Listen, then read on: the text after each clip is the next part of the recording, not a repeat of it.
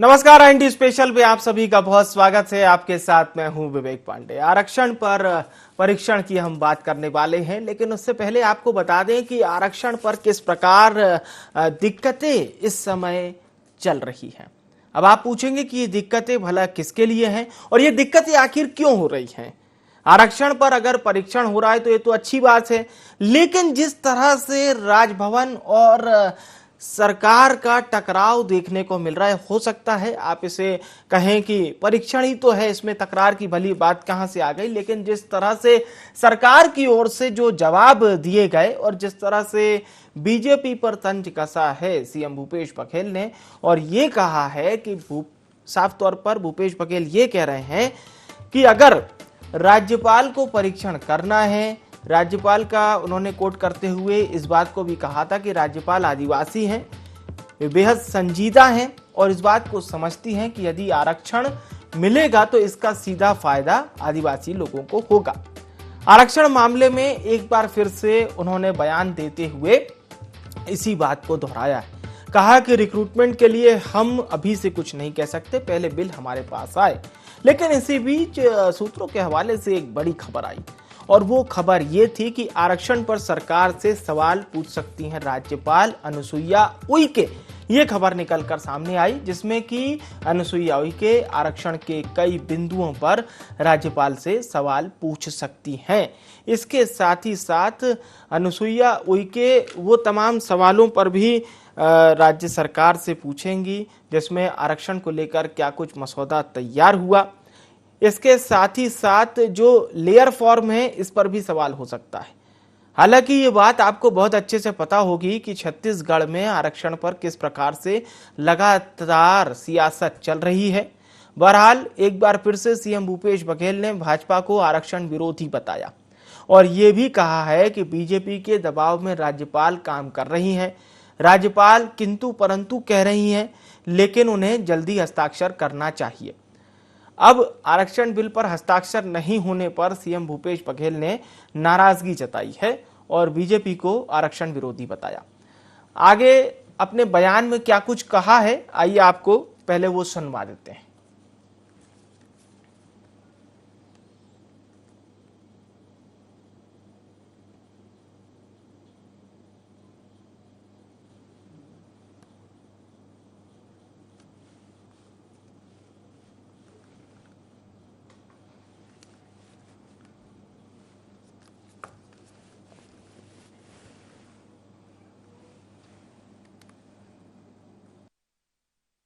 क्योंकि वो आरक्षण की विरोधी है। अजय चंद्राकर का विधानसभा का बयान निकाल के देखिए, उसे भाषण काफी निकाल के देख लीजिए। उन्होंने कहा कि पार्टी में बंधा हुआ हूं, नहीं तो मेरे व्यक्तिगत विचार में आरक्षण की विरोधी हूं। और यही हाल हर भारतीय जनता पार्टी के नेताओं का है, वो आरक्षण की विरोधी है। जो राज्यपाल ये कहे कि मैं तुरंत हस्ताक्षर करूंगी, अब वो किंतु परंतु लगा रही है। इसका मतलब ये है कि वो तो चाहती थी, भोली महिला है, आदिवासी महिला है और निश्चल भी है, लेकिन जो भारतीय जनता पार्टी के लोग हैं जो दबाव बना कर रखे हैं, उस कारण से उनको फिर किंतु परंतु करना पड़ा। मैं केवल आदिवासी के लिए बोली थी। आरक्षण का बिल जो है फिर एक वर्ग के लिए नहीं होता, आरक्षण सभी वर्गों के लिए होता है जो प्रावधान है। तो ये बात सीएम भूपेश बघेल कह रहे हैं कि आरक्षण सिर्फ आदिवासी वर्ग के लिए नहीं है, वो सभी लोगों के लिए है। जो प्रावधान है उसी हिसाब से काम किया जाएगा। ये बात भूपेश बघेल जो कि मुख्यमंत्री हैं छत्तीसगढ़ के, वो इस बात को कह रहे हैं। अब ये देखना बहुत अहम हो जाता है कि क्या कुछ इसका जवाब देती है बीजेपी, क्योंकि बीजेपी पर भी सवाल खड़े किए हैं मुख्यमंत्री भूपेश बघेल ने। और जाहिर सी बात है, इसे समझने की कोशिश करते हैं। शशि भगत जी हमारे साथ जुड़ चुके हैं, कांग्रेस के प्रदेश प्रवक्ता हैं। बहुत स्वागत है आपका शशि जी। जो बात मुख्यमंत्री कह रहे हैं और अजय चंद्राकर जी के बयान से जोड़ा है उन्होंने, तो पहले तो मैं वो जानना चाहूंगा अजय चंद्राकर जी का वो कौन सा बयान है जिस पर आप लोग पलटवार कर रहे हैं, क्योंकि भूपेश बघेल जी तो ये कह रहे हैं कि ये मैंने नहीं, अजय चंद्राकर जी ने कहा था कि वे आरक्षण के विरोधी हैं। बहरहाल शशि जी। जोहार। मैं उस स्पेशल सत्र के दरमियान अध्यक्ष श्री दीर्घा में बैठा हुआ इस बात का चश्मदीद गवाह हूं कि श्री अजय चंद्राकर जी ने कहा था कि मैं पार्टी से बंधा हुआ हूं, व्यक्तिगत तौर पर मैं आरक्षण का पक्षधर नहीं हूं। अच्छा, माननीय मुख्यमंत्री जी ने मतलब सदन के अंदर कहा है अजय चंद्राकर जी ने जी। अच्छा, तो अब मैं एक बात कहता हूं आपसे जी। अब ये बात स्पष्ट ही होता है कि भारतीय जनता पार्टी के कितने जो 11 सांसदों में से जो सांसद चुन के दिल्ली गए हैं और प्रदेश भर के विधायक जी लोग हैं, कितनों ने राज्यपाल महोदया से ये अनुनय किया, विनय किया या फिर रिक्वेस्ट किया कि आदिवासियों की हितों की अनदेखी कितने दिनों तक बर्दाश्त की जाएगी या फिर कब तक आप इस पर हस्ताक्षर कर रहे हैं। मैं माननीय श्री अमरजीत भगत जी के नेतृत्व में महामहिम राज्यपाल महोदया से जो मिलने गए था, जो प्रतिनिधि मंडल, उसमें मैं भी था। उस प्रतिनिधि मंडल को आश्वस्त किया था महामहिम जी ने कि जो भी वाजिब क्वेरी है उसको करके मैं तुरंत दस्तखत कर दूंगी। ये 6 या 7 तारीख की बात है जी। और कुछ समय बाद ऐसा क्या परिवर्तन आ गया, 1-2 दिन के समय की बात हुई थी और ऐसा क्या परिवर्तन हो गया। इससे स्पष्ट है कि चड्डी बनियान गिरोह इस मामले को कि आदिवासियों को आरक्षण न मिले इसलिए सक्रिय है और इस पूरे हिंदुस्तान नहीं पूरे वर्ल्ड को इस बात का सचेत करना चाहिए कि आदिवासी जो आज आरक्षण के लिए मोहताज हो गया है अपनी ही धरती में, ये भारतीय जनता पार्टी ने दुर्भाग्यपूर्ण निर्णय जो उनका है कि इनको आरक्षण नहीं मिलना है, इस वजह से हो रहा है। तो आने वाले समय में यदि आरक्षण चाहते हैं आदिवासियों का तो उनको आगे आके दस्तखत करने के लिए कहना चाहिए, निवेदन करना चाहिए। मेरी ये विचारधारा है, कांग्रेस की ये विचार है। अच्छा शशि जी, लेकिन बीजेपी का जो स्टैंड है, बीजेपी कुछ आरोप लगा रही है कांग्रेस के ऊपर, यानी कि आपकी सरकार के ऊपर। वो आरोप ये है, बीजेपी का ये कहना है कि 4 साल में सही तरीके से कांग्रेस इस पक्ष को कोर्ट में रख नहीं पाई। हमने जो प्रयास किया था कांग्रेस उसको आगे बढ़ा नहीं पाई। ये बात रमन सिंह जी कई दफा अलग अलग मंचों से कह चुके हैं। डॉक्टर रमन सिंह जी को तो सार्वजनिक रूप से माफी मांगना चाहिए कि उन्हीं के अविवेकपूर्ण निर्णय की वजह से छत्तीसगढ़ का आदिवासी आज आरक्षण के लिए दर अपनी ही जमीन पे भटक रहा है। 50% से ऊपर आरक्षण जब दिया जाता है तो डॉक्टर साहने के परिप्रेक्ष्य में जो सुप्रीम कोर्ट का निर्णय आया था उसका अक्षरशः पालन करना चाहिए था और उसी के हिसाब से लागू भी करना था। डॉक्टर रमन सिंह साहब ने ननकी राम कंवर जी की जो कमेटी बनाई वो केवल छलावा था। यदि सही मायने में उसकी अनुशंसा को हाईकोर्ट में सबमिट करना था तो कर देना था, इससे आज आदिवासी लाभान्वित होता, आदिवासी खुशहाल रहता। जी चलिए, के.एस. चौहान जी हमारे साथ जुड़ चुके हैं, भारतीय जनता पार्टी के नेता हैं। के.एस. चौहान जी, शशि भगत जी यानी कि कांग्रेस पार्टी ये बात पूरी तरह से क्लियर कर रही है कि अजय चंद्राकर जी ने जो बयान दिया था सदन के अंदर, उन्होंने ये कहा था कि वे आरक्षण के व्यक्तिगत विरोधी हैं और पार्टी से बंधे हुए हैं। तो इसको लेकर एक अटैक हो रहा है के.एस. चौहान जी आप लोगों की मंशा पर। देखिए, अगर हमारी मंशा नहीं रहती तो 2012 का जो हमने किया था काम, सिर्फ काम नहीं किया, सिर्फ हमने नाम नहीं लिया, सिर्फ घोषणा नहीं की थी, उसको अप्लाई किया था, इम्प्लीमेंटेशन किया था जो कि कांग्रेस पार्टी बहुत दूर दूर तक इम्प्लीमेंटेशन के बाहर है। भले वो कोई भी योजना हो, छोटी से छोटी हो, बड़ी से बड़ी हो, सिर्फ दिखाना है, प्लानिंग करनी है, सिर्फ लोगों के आंखों में धूल झोंकनी है। और भानु प्रतापपुर चुनाव के लिए उन्होंने आनन फानन में विशेष सत्र बुलाया जिसमें जो अवैधानिक था। और क्योंकि सुप्रीम कोर्ट में मामला लंबित है। और जब हम आरक्षण की बात करते हैं तो ये किस मुंह से बोलते हैं? अच्छा। जबकि के.पी. खांडे जी और शुक्ला जी, उनके ही बाशिंदे जो थे, वो आरक्षण के विरोध में याचिका दायर करते हैं और उनको पुरस्कार सहित पुरस्कार रूप में एक को राज्य मंत्री बना दिया जाता है और एक को अल्पसंख्यक आयोग का अध्यक्ष बना दिया जाता है। अब रही बात राजभवन की। तो राजभवन राजनीति नहीं करता, राजभवन सिर्फ और सिर्फ संविधान के हिसाब से चलता है। हमारे महामहिम ने क्या बात की है? सिर्फ यही तो बात की है कि संवैधानिक तौर पे अगर ये सही है और अगर ये जनता के हित में है और दूरगामी परिणाम इसके सही होंगे तो ये आप बताइए इसका बैकअप प्लान क्या है। जब आप 58% पे आप बचा नहीं पाए और 58% पे हाई कोर्ट ने आपको जो आरोप नेग्लेक्ट कर दिया। मुख्यमंत्री भूपेश बघेल लगा रहे हैं वो डिनाई करते हैं। आप आऊंगा शशि जी आपके पास। जो आरोप लगा रहे हैं मुख्यमंत्री भूपेश बघेल की बीजेपी के दबाव में काम कर रही हैं राज्यपाल, वो एक बहुत ही भोली महिला है, बहुत संजीदा है, आदिवासी महिला है। पहले उनका जो पक्ष था वो हस्ताक्षर की ओर था, लेकिन अभी 12 दिनों से हस्ताक्षर रुका हुआ है। उन्होंने कहा कि बीजेपी के दबाव में है। इन्होंने बहुत ही मैनिपुलेट करके अपनी मंशा को जाहिर किया है। ये डायरेक्ट बोल नहीं पाते हैं, इस वजह से मैनिपुलेट करके अपनी मंशा को जाहिर किया है कि भोली भाली महिला है। अरे भाई, संविधान के हिसाब से हम जानते हैं, हम और महामहिम बहुत अच्छे से जानती हैं। महामहिम के बारे में या महामहिम के बारे में नेगेटिव नहीं बोलना है उनको, तो कैसे बोले, कैसे हम करें?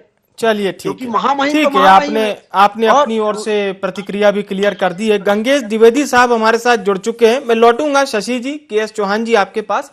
गंगेश द्विवेदी साहब जुड़ चुके हैं, वरिष्ठ पत्रकार हैं छत्तीसगढ़ के। सर, आपका भी बहुत स्वागत है।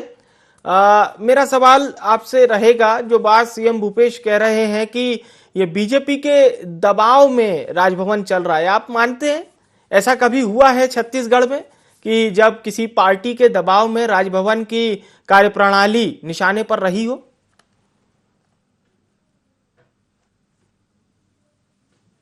गंगेश साहब। सामान्य तौर पर ये माना जाता है कि राज्यपाल की जो नियुक्ति थी केंद्रीय स्तर पर होती है और केंद्र में भाजपा की सरकार है। और देखिए, ये बात इसलिए सामने आ रही है, मुझे ऐसा लगता है कि जब आरक्षण का जब हाईकोर्ट में मामला खारिज हुआ था, उस समय राज्यपाल ने खुद से पहल किया था कि इस मामले में अगर विशेष विधानसभा सत्र बुलाई जाती है तो वे इसमें सहयोग करेगी और इसमें हस्ताक्षर कर देंगे। तो अब मामला अटका था क्वांटिफाइड डाटा को लेके। पिछले 70 दिनों में करीब उस क्वांटिफाइड डाटा इकट्ठा किया गया और उसको लेके पेश किया गया। उसके आधार पर लोगों ने आरक्षण की व्यवस्था बना के विधेयक को पास किया, मतलब विधेयक को पहले रखा विशेष सत्र बुलाकर, और उसके बाद उस पे वर्किंग हुई और विधेयक पास होके चला गया राज्यपाल की स्वीकृति के लिए जी। अब जो राज्यपाल के यहाँ जाके अटक गया मामला, इस और बार बार बीच में हर 2-4 दिन में हो सकता है अलग अलग मसले पर जा रहे हैं उनका प्रतिबंधन। गंगेश साहब, इसी कड़ी में एक छोटा सा मेरा सवाल भी एड ऑन कर लीजिए सर। वो ये है कि बीजेपी के दबाव वाली बात पर तो आपने बहुत क्लियर कर दिया। भूपेश बघेल जी एक पुराने बयान को कोट कर रहे हैं अजय चंद्राकर जी के, और शशि जी हमें बता रहे थे कि वो सदन में दिया हुआ बयान है, प्रत्यक्ष तौर पर वो भी मौजूद थे उस समय। तो इस तरह के बयानों से भी क्या थोड़ा बीजेपी को चिंता करनी चाहिए, या अभी इस तरह के बयान नॉर्मली चलते रहेंगे दोनों ओर से? भाई तो चलते रहेंगे, क्योंकि देखिए उस समय जब सदन में बात हुई थी वो लंबी चर्चा थी, उसमें उन्होंने निजी तौर पर ये कहा था कि निजी तौर पर मैं आरक्षण का विरोधी हूँ और ऑन रिकॉर्ड वो आया है। इस बात को लेकर भूपेश बघेल जी कह रहे हैं कि उनका, क्योंकि हर व्यक्ति का अपना निजी मामला हो सकता है। आरक्षण भी कहीं अगर बड़े स्तर पर आरक्षण हो रहा है, देखिए आरक्षण वहीं एक सामान्य वर्ग के छात्रों को खासतौर पर जो नौकरी की तलाश में रहते हैं उनके लिए तो बहुत ही बुरी स्थिति बनती है बनिस्बत सामान्य अन्य वर्ग के। तो इस बात को लेकर उस समय जो लंबी चर्चा चली उस बीच उन्होंने इस बात को कहा था, तो भूपेश बघेल जी उसी बात को ग्राउंड बना रहे हैं कि भाजपा नहीं चाहती कि आरक्षण लागू हो। लेकिन मुझे लगता नहीं है कि ये उनका निजी विचार था, उन्होंने बोला होगा, ऐसा मेरा कहना है।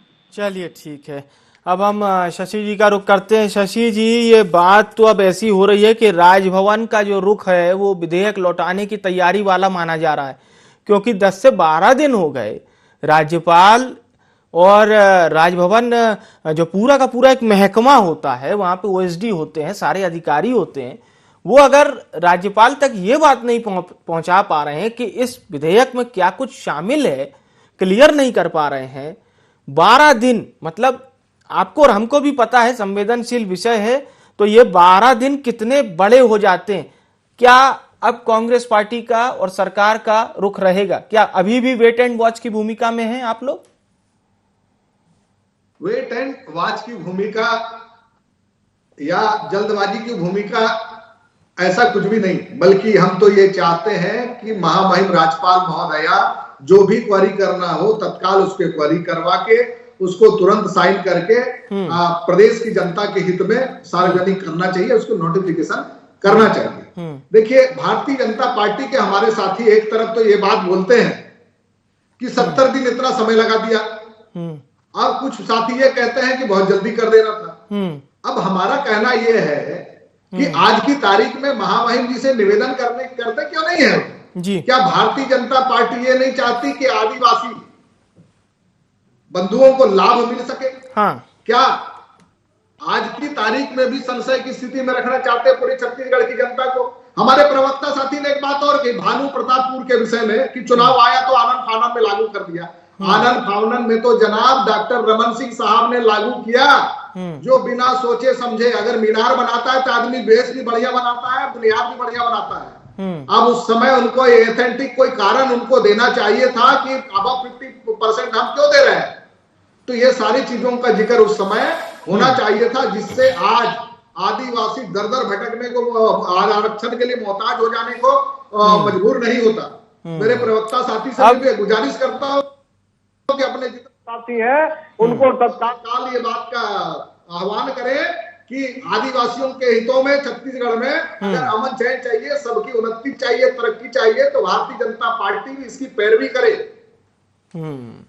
भाजपा को पैरवी करनी चाहिए चौहान साहब, इतना आसान नहीं है। विपक्ष में रह के आप सवाल तो खड़े कर लेंगे, लेकिन जो बात जनता तक भी मैसेज जाता है, और मैं इतना तो मानता हूं कि आप लोग भी बहुत संवेदनशील तरह से ही बयान दे रहे होंगे, सोच समझकर। बहरहाल विवेक पांडे जी, आपने जो बोला ना, वेट एंड वॉच वाली स्थिति में है क्या आप? तो कांग्रेस वेट एंड वॉच के लिए ही ये प्रस्ताव पारित की है। उनको सिर्फ वेट एंड वॉच करना है और अपनी राजनीतिक रेवटिया से की है। मेरे को ये समझ में नहीं आता कि इनको शर्म भी नहीं आती है कि सभी बच्चा जानता है कि आप क्या कर रहे हैं और क्या नहीं कर रहे हैं, ये सबको ज्ञात है।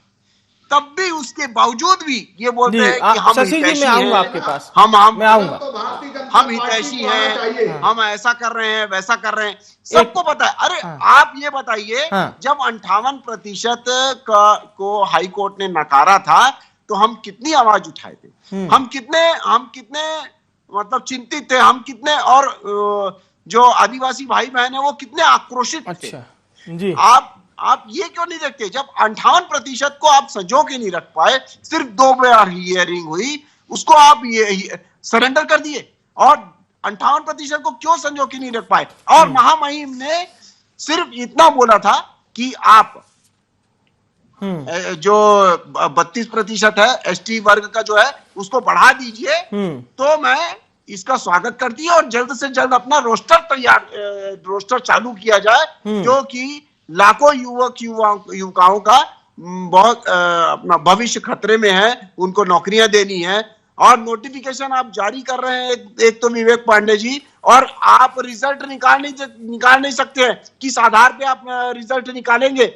ये जब आपका रोस्टर ही तैयार नहीं है, जब आपका तय नहीं हुआ है कि कितना परसेंट किसको मिलेगा, तो आप नोटिफिकेशन सिर्फ आंखों में धूल झोंकने के लिए और सिर्फ चुनाव जीतने के लिए, सिर्फ चुनाव लड़ने के लिए, ये सब मालूम है आपको। उसके बावजूद भी आप लोग बोलते हैं कि हम लोग हितैषी हैं आदिवासियों के, और चलिए आरक्षण जवाब ले लेते हैं इस पे, शशि जी से जवाब ले लेते हैं। बोलिए। पार्टी ने आनंद फानन में लागू किया था, और आप जैसा कि बोले अभी कि तत्कालीन भानु प्रतापपुर के चुनाव के लिए तो आपके ही कैंडिडेट ने भारतीय जनता पार्टी के आला कमान को छल करके एक ऐसा टिकट ले आया, वही पर्याप्त था, तो हमको लागू करने की जरूरत वहां पर नहीं पड़ी। उसके जीत के लिए वो स्वयं जिम्मेदार है। भारतीय जनता पार्टी के कैंडिडेट ही आपको हराने के लिए तैयार है, तो हमको इतनी बड़ी छल करने की जरूरत नहीं थी। चलिए, हम लोगों एक ने बुलाया गया था, सद्भावनापूर्वक वो सिर्फ और सिर्फ हम लोगों ने चुनाव के लिए बुलाया गया था, सिर्फ और सिर्फ आपने जो कानून पास गंगेश किया, जी के पास कराया है। एक बार फिर से हम लोग आपको जरा जुड़ते भी हैं, अगर रहम चर्चा है को इस आगे बढ़ाते प्रदेश की हैं। जनता के ऊपर जो यहाँ गंगेश के साहब, मूल निवासी हैं, उनके मैं आपके लिए पास अगर लौटना अच्छा चाहूंगा करना चाहते हैं तो और ये भारतीय सवाल जनता मेरा पार्टी को आपसे भी रहेगा आग्रह करना चाहिए। कि बीजेपी कांग्रेस के विवाद से इतर सीधे हम बात अगर आरक्षण के मिलने के प्रोसेस पर करें गंगेश जी, तो फिलहाल दांव पेच कितने और ज्यादा आपको नजर आ रहे हैं, और आपको भी ऐसा लग रहा होगा कि ये सवाल एक महीने में तीसरी या चौथी बार तो मैंने आपसे पूछ लिया है। देखिए, जब से ये आरक्षण का मामला अटका है, जो भर्ती की प्रक्रिया जो शुरू हुई थी वो रुक गई है। कुछ जगहों पे नियुक्ति होनी थी वो भी अटक गई है, क्योंकि आरक्षण का सही रेशो ही तय नहीं हो पा रहे हैं। और ये सीधे सीधे सही मायने में जो अभी युवा पीढ़ी है उनके भविष्य के ऊपर कुठारा डालता है। अगर ये प्रक्रिया ज्यादा जितनी लंबी खींचेगी उतना ही उनका नुकसान होगा। और अभी की जो स्थिति दिख रही है, जिस तरह से ये माहौल बन रहा है, मुझे लगता है कि जो स्थिति बन रही है, राज्यपाल एक बार वापस करेंगे विधेयक, फिर से इनको पुनर्विचार करने देंगी, तो ये मामला फिर खिंचता नजर आएगा और फिर इसमें बहस चलती रहेगी। और ये मुझे लगता नहीं कि बहुत जल्दी फैसला आ पाएगा। गंगेश साहब, राज्यपाल के पास अब क्या मौका है? राज्यपाल क्या निर्णायक भूमिका में है इस पूरे मामले में? देखिए, राज्यपाल महोदया इसको एक बार वापस भेज सकती है। जो कानून के अनुसार है कि सामान्य तौर पर कोई विधेयक होता है तो राज्यपाल पुनर्विचार के लिए वापस भेजती है विधानसभा के पास, जिसमें मुख्यमंत्री और के मंत्री और पूरी सदन मिलकर उसमें चर्चा करती है, और उस पर जरूरी संशोधन हुआ तो ठीक है, नहीं तो अगर उसको फिर से अगर विधेयक राज्यपाल के पास भेजा जाए दोबारा, तो मुझे लगता है उसका विधेयक को तो पास करना ही पड़ेगा, ऐसा नियम है, संविधान में ऐसा लिखा हुआ है। तो मुझे लगता है कि ये बस प्रोसेस लंबा खींचेगा और फाइनली इसको कोई ना कोई डिसीजन में लाना ही पड़ेगा। बस ये हुआ कि अगले विधानसभा सत्र में इसको रखने तक और समय खींच जाएगा। चलिए, ये बहुत बहुत अहम बात आपने कही है और ये बाकायदा नोट करने वाली बात है कि किस तरह से पूरी प्रोसेस होगी। बहुत बहुत धन्यवाद शशि जी, के.एस. चौहान जी, गंगेश जी, आप सभी मेहमानों का।